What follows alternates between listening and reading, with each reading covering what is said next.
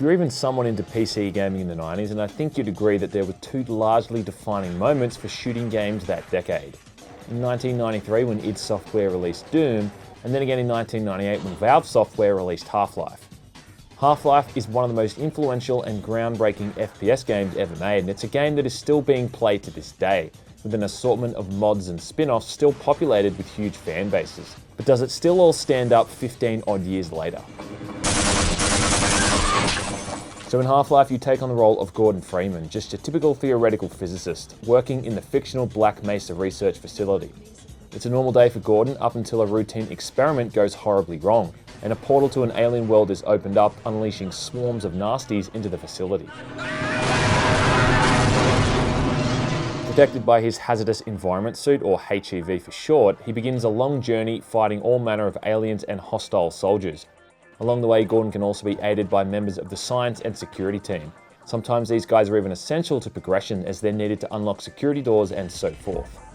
Half-Life runs on the Gold Source engine, which looks a lot like a modified Quake 2 engine, and it allowed for some really cool looking particle effects, despite the low polygon models and blurry textures. It does all appear a little bit comical by today's standards, but the game can be run in 1080, and it has practically zero compatibility problems, which makes it a lot easier to get into and up and running.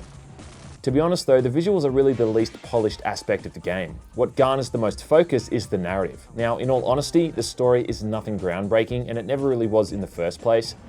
They're waiting for you, Gordon, in the test chamber. More so, the thing that made Half-Life so amazing for its time was the way it was told and the way the game world had been laid out and constructed.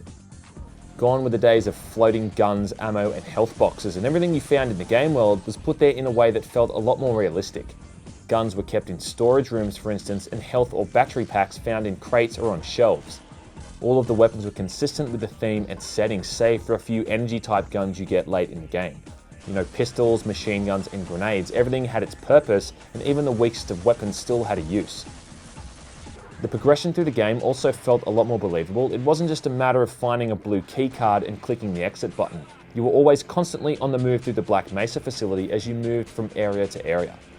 This worked in really making you feel like you were progressing onward, and save for one section about halfway through the game, which I won't spoil, every step of the journey was made by the player.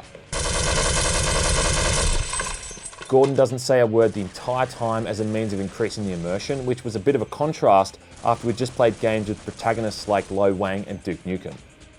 Overall, you really got the feeling that something much bigger was going on. Throughout the story, you periodically run into a mysterious suited figure known as the G-Man, who seems to be pulling more than a few strings, whilst you also hear tidbits through NPCs, giving you a bit of insight into just how much the shit has hit the fan outside of the Black Mesa facility.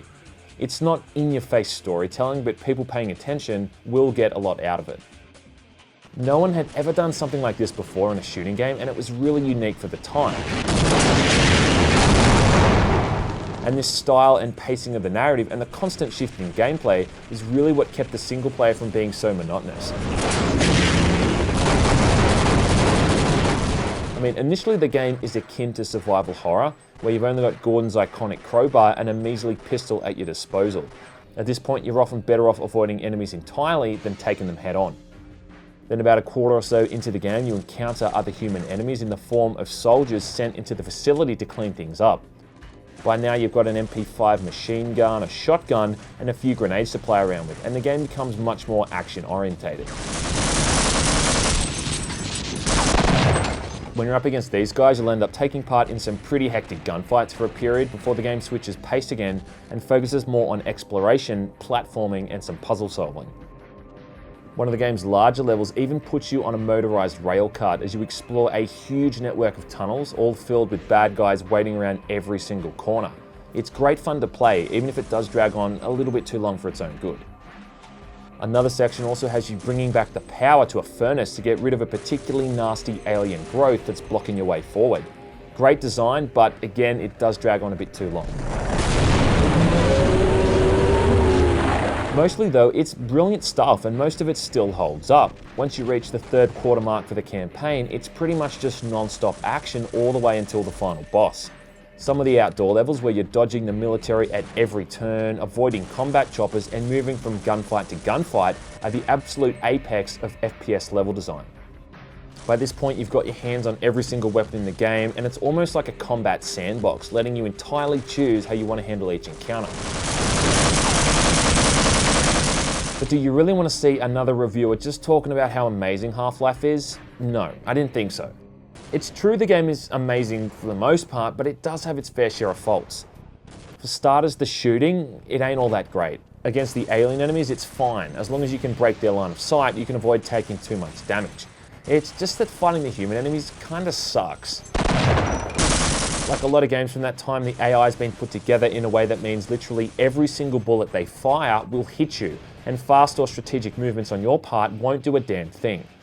It just boils down to shooting them as fast as you can so they don't dish out too much damage, but they can often pummel you relentlessly before you can even figure out what's going on. It's not horrible, but it does feel very dated, and in some of the larger scale battles, you can expect to take some hefty damage in a very short amount of time. A lot of the level design also focuses around environmental hazards, things like fire, electricity, explosions, that kind of thing, often combined with platforming sections. I'm a staunch believer that the words platforming and first-person shooter should never be used in the same sentence, ever. Most of this kind of damage is incidental and just a nuisance more than anything else, but some of the other hazards like long falls and explosions will often kill you in one hit. Some of these are designed in a way to catch first-time players off guard, and the others just require decent timing or reflexes to avoid. I wasn't fond of these sections back in 1998, and I'm sure as shit not fond of them now.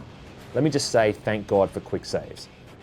The last few levels of the game entirely focus around these types of mechanics, and they're just flat out terrible. There's also a huge spike in difficulty after the previous levels, and it's not the best way to round things off. Despite these minor irritations, the vast majority of Half-Life is still extremely entertaining, and there have been few games since that have been able to create such a palpable game world and then take the player on a journey through this game world with a near perfect pace. A mere year later, Gearbox Software would return to Black Mesa when they created Opposing Force, an expansion pack which puts you in the shoes of one of the soldiers Gordon was up against, hence the title. Here you're a dude named Adrian Shepard whose chopper is shot down as he's on his way to the facility. Your only objective is to escape, but that sure ain't going to be easy thanks to a new roster of enemies exclusive to the expansion pack. Instead of fighting other Marines, you're now up against the Special Forces soldiers, referred to in-game as Black Ops.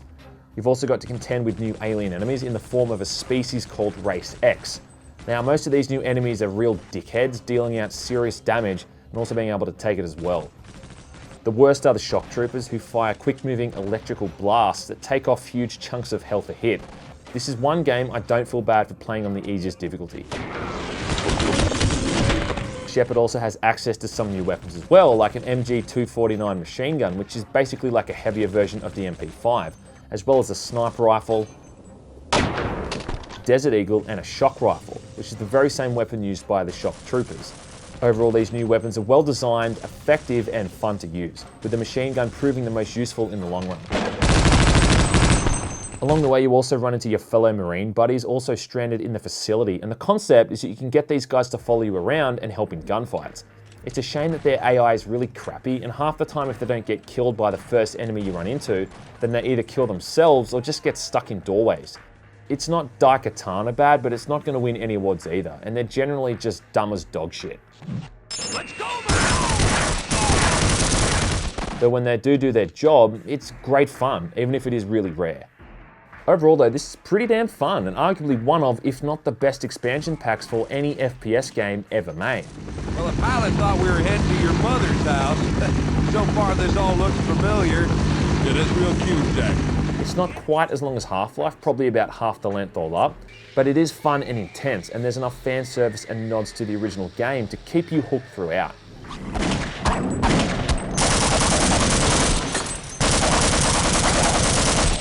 The last expansion was called Blue Shift, putting you in the shoes of a Black Mesa security guard named Barney Calhoun, who would later take on a more prominent role in the sequels. It's me, Gordon, Barney from Black Mesa. Again, this is a pretty good expansion pack, but pretty bare in terms of content and length. There's no new enemies or weapons, though the expansion pack did upgrade some of the visuals with so-called high-definition models. I'm not the biggest fan of these models, only because they kind of totally change the feel and tone of the game, and they just seem out of place. It would be like watching an old black and white film and only having the main cast in colour, whilst everything else remained the same. Not the best analogy, but you get the point. This mod will probably take you the better part of an hour or so to get through, and it's really only good at giving out a little bit of extra content, more so than continuing the story on.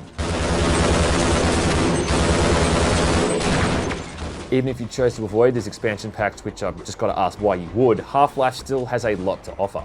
If you show it to someone who's never played it before, I guess their initial reaction would probably be negative, but if you could get them to give it a chance, at gunpoint if necessary, then I think most people would agree that if nothing more, it does create a fascinating game world. Some of the gameplay mechanics, visuals and controls do come across as a bit archaic, but in terms of its pacing, level design and overall theme, Half-Life is still up there with the best of them.